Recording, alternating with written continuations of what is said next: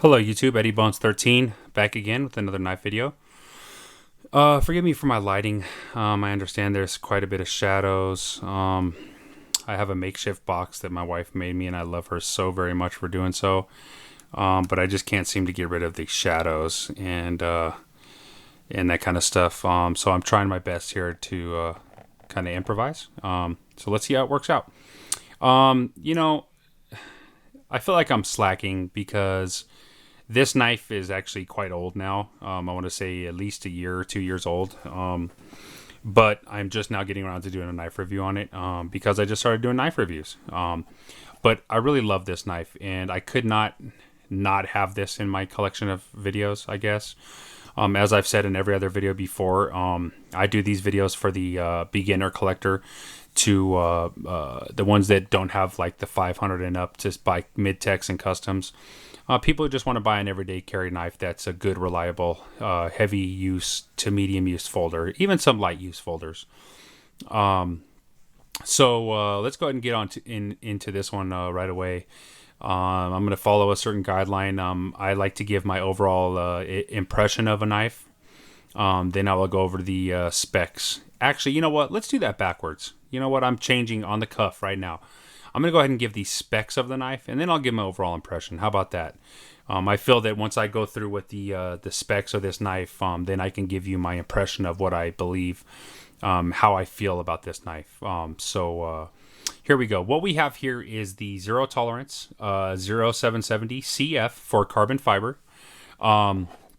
Forgive me for my zoom and all that kind of stuff on this camera and the lighting. Like I said, it's very tough. The camera I'm using is actually a Samsung 16.4 megapixel, but it doesn't take good video. At least I don't know how to take good video with this camera, so I'm trying my hardest. But so there is going to be some dark spots, like right there. There's some dark right there. It's like black almost. But as you can see, there are some nice carbon fiber scales on here. This is a wonderful knife. In the size, this was the original size that I used to like to carry for my everyday carry. I do switch this in and out of my rotation here and there still, though, I gotta admit that. Lately, though, I have jumped up to the 3.5 to 3.75 inch blades is what I like now. I'm a big guy, 6'2", 265, 270, somewhere around there. It's all muscle, of course. But that was a joke if you didn't know about my laugh. But you know, so I do need a bigger knife. I feel it fills my hand out a little bit more for these big old meat hooks. I can't even fit it in the camera there. But but this is still a great knife for the size. It's a very well made everyday carry knife. Zero Tolerance is probably one of my favorite companies. I don't care what anyone has to say about them. I know custom knife makers have their, best, their knives are way better and this and that. And I'm just saying, for a production knife, Zero Tolerance is by far one of the best, well-made, fit and finish knives you can possibly get for the money. Okay, and that's my opinion, if my opinion counts. So like I said, we have the 0770 carbon fiber, Zero Tolerance. You're looking at a closed length of 4.3 inches. And it's a little under 4.5 inches, but it fits pretty well in the hand, and I'll give you a demo on that in just a second. Overall length is 7.5 inches with a blade length of 3.25 inches, which is 3.25, which is like standard for what I used to EDC. So let's go ahead and open it up right now. I can't wait. The suspense is killing me. No, I'm just kidding. But so there you go. You got a nice, looks like satin blade, I believe you would call that. Actually, it's not satin, it's a stonewash finish, and it's hard to see in this. Let's see if I can actually zoom in this lighting that I have here. I doubt it, but let's see what happens when I try. Forgive me, folks. Okay, there's a little bit of zoom in there. Okay, we got you a little bit. So if you can see there's a nice stonewash finish on this blade. You can see it's the 0770 CF Kai patented, made in the USA, LMAX blade steel. Which, there's a lot of mixed reviews on LMAX, especially when it's done by a production knife. I know custom knife makers actually can heat treat this steel to a phenomenal steel. But from what I hear is companies like ZT and other companies, they don't heat treat their Elmex to the proper. I don't know how you'd say that. They don't heat treat it properly to get the best out of the steel you possibly could. But who cares? I haven't had a problem with it. I've sharpened this knife one time. I use just a belt sharpener. It's called the Work Sharp system, and I absolutely love it. I can't afford the Wicked Sharp, or I would use that because I've seen the kind of mirror polish. But if you can kind of see here, the kind of edge I got on this knife, you can't really tell, but it's kind of mirror polished, I'd say. You can't see yourself in it, but it's still a nice edge, nice and uniform. As you can see, it kind of goes all the way. The grind on this is pretty even all the way across, and it's razor sharp, I gotta tell you. So yeah, nice stonewash blade. I would have to say that the overall length, I believe I told you this, is 7.5 inches. And again, I wear an extra large to large glove, depending on what kind of glove it is. But you can see how I kind of fill this out pretty well. There's still a little bit left over there in the handle. Not too much, but it's just enough to... excuse me for zooming there. Just enough, and it feels great. The jimping on this knife is absolutely phenomenal. ZT does a wonderful job with their jimping. It's sharp, but not too sharp, and it seems to grab the thumb very well. I love the jimping that ZT does on their knives. It's just a great job doing it. This knife is going to be slick because it is all carbon fiber front and back scale. It is a liner lock knife. Let's see if I could zoom in here and get a shot of the lockup, which I doubt, but let's see if we can do it. Yeah, it's just a little tough to get that lockup in there. Let's see what happens if I lower it down by the light a little bit. There we go, a little bit there. You can kind of tell it's got good lockup. You're looking at about, I would say almost 50% now, 40%. It has walked over in the year I've had it, but not too much. By no means does it stick. It is a speed safe assisted opening, which is nice. I'm not much into the assisted opening knives anymore, I gotta tell you. I'm more of a ball bearing type dude now, so to say, because of the fact that they just are smoother. I like the option of when you open a blade, you can close it and just let it fall. Obviously, with an assisted opening, you can't do that. It's still easy for one hand opening and closing, but I just like to flip my knife, and I like the function of being able to let them fall on their own. You know what I mean? So I really like ball bearing knives. But yeah, let's see what else. So Elmax steel, stonewash finish, carbon fiber. The weight on this knife is an unbelievable 3 ounces. This knife weighs nothing. I'm telling you, it is so freaking light. And I can't really get a shot in there, but I believe there's skeletonized liners in there. In fact, I don't believe there's any liners in this knife. No, I'm wrong. It's all carbon fiber. There is the one liner lock liner on this side that's done in stainless steel, but it's even got a little skeletonized section in there. But besides that, it's all carbon fiber. So really lightweight. It's one of the most lightweight knives I actually have in my collection right now, to be honest with you. What else can I say about this knife? 100% made in the USA, which we love. Although, like I've said in other previous videos, I'm starting to have a thing for some of these Chinese-made knives that are coming out, like Riot and Kaiser. They're just killing it, man. I got to tell you what, they are absolutely killing it. But, as for now, I still love my USA-made knives. There is a pretty decent size lanyard hole in this knife. Or not hole, back spacer that acts as a lanyard. So you can pretty much fit any kind of lanyard you'd like in there, which is nice. I love the floating style back spacer. I don't know if you call that floating or what you call that. Let's see if I can zoom a little bit and get a better image of that. But it's just a gorgeous back spacer. I'm not really sure what you'd call this back spacer. I really wish my lights were working a touch better here. There we go. There's a little bit better light, I guess, on there.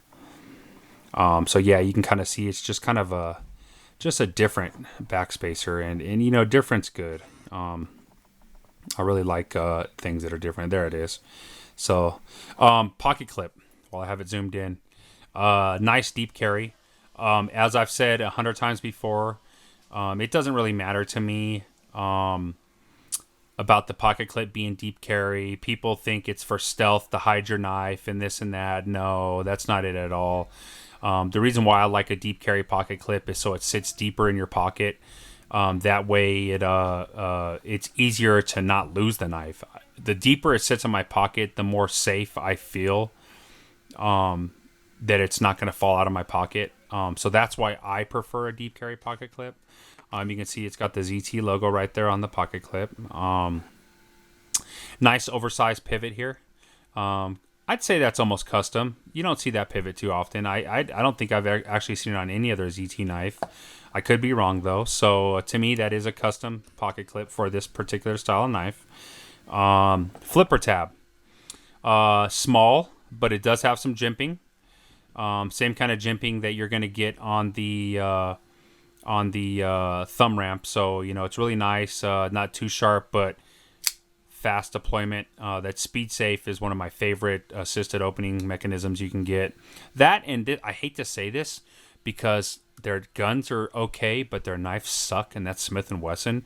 But for some reason, I really love their assisted opening mechanism. It's like you push it, and it comes out like... I can't even describe it. I don't even know if it's spring-loaded or if it just moves something out of the way and the blade flies up. I'm not sure how that works, but yeah, Smith & Wesson does have a nice assisted opening mechanism. So yeah, the flipper tab's nice. Nice and jimped up there a little bit. It's not too big, not too obtrusive, and it flies right out of there really fast. Easy for one-hand opening. And let me just give you another shot of this in the hand. As you can see, it fills up pretty good. I mean, there's a little bit sticking out. Like I said, I wear a large, extra large glove, and it's a thin knife. And I just had a big gripe about this on the CRKT GSD Liang Ma. I was really upset about how thin that knife was. This one might actually be a little thicker, which is why it doesn't feel like I'm swallowing up this knife. It does, still feel a little thin, but it's not bad. I actually, I EDC'd this knife for a long time. I carried it every day and still do, like I said, put it in my rotation. So, and look at that blade. It still looks wonderful for being carried every day. I've only had to sharpen it one time, like I said, and it's razor sharp right now. I don't have any paper. I do a little cut test for you. Actually, maybe I do. Hold on a second. All right, let's see. Let's see what we can do here on a cut test. I don't really know if this is going to... Watch it not cut now. Oh, yeah, look at that. Nice and sharp. And that's what that work sharp system I was talking about. I mean, it just shaves paper. So, yeah, the work sharp system. I recommend that. Throw in a little infomercial about the work sharp system. They carry it in the Kin Onion version and the original version. I have the original version. The Kin Onion one seems a little bit too... high tech for me. All the different settings and this and that. I know you want to have your knife set on the right grind, 20, 40, 50 degree, whatever. I don't really care. The work sharp system that I use gets it to that perfect edge on almost every blade I use it on. So, and it also does serration, so can't ask for more. Let me see what else in specifications. The pocket clip is for right or left hand carry. So for you lefties out there, good news. Pocket clip is for you. What else we got here? I already said it was made in the USA. It's 3 ounces. They said this was a very limited run knife, but I don't believe that to be so. I believe they made quite a bit of these. In fact, let's see if I can zoom in on my serial number. I got mine right when they came out, I thought. But then when you see the serial number, you're like, wow. Let's see. Come on, zoom in. So you're looking at serial number 2739. And I know that's hard for you guys to see because my camera doesn't zoom very well. But it does say 2739 there. Let's see if I can get it closer right here. Well, you know what? I guess it doesn't even really matter. It does say 2739, and so that means it was number 2,739, which to me is a lot of knives made. So I don't know why they would call that a limited run. There now we can get it, but it's kind of far back to see. You know, whatever. If they consider that a limited run, then so be it. I guess it's a limited run. Although everybody and their mother pretty much has this knife, I'm sure now. Which they deserve to have this knife. It's a wonderful knife. So let's see, what else can I say about this knife. Let's see.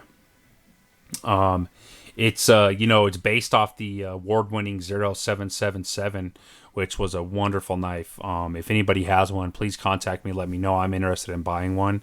They're hard to get now, and they've probably tripled in price. But I love that knife, man. Love it. So I would love to get my hands on one. I think I rambled on enough about the specifications. Let me go ahead and give you my overall impression about this knife. I love it. I absolutely love this knife.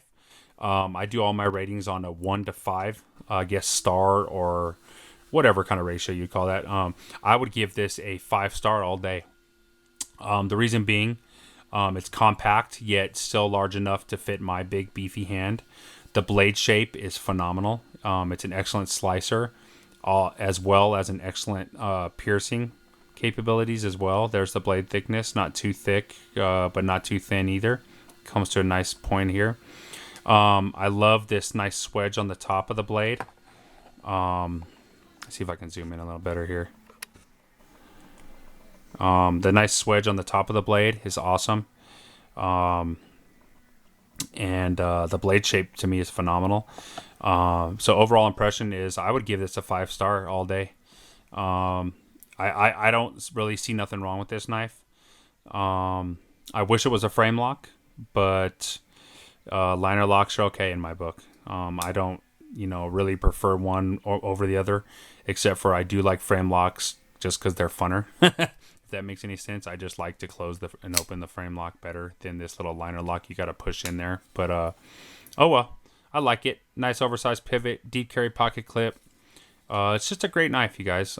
So anybody out there that hasn't already bought their zero tolerance 0770, I recommend you get out and get one. It's a great knife.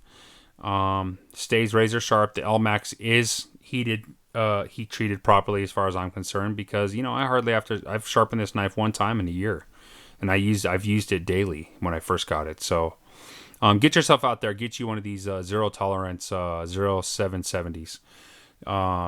Eddie Bones 13 out, and until the next time, stay sharp.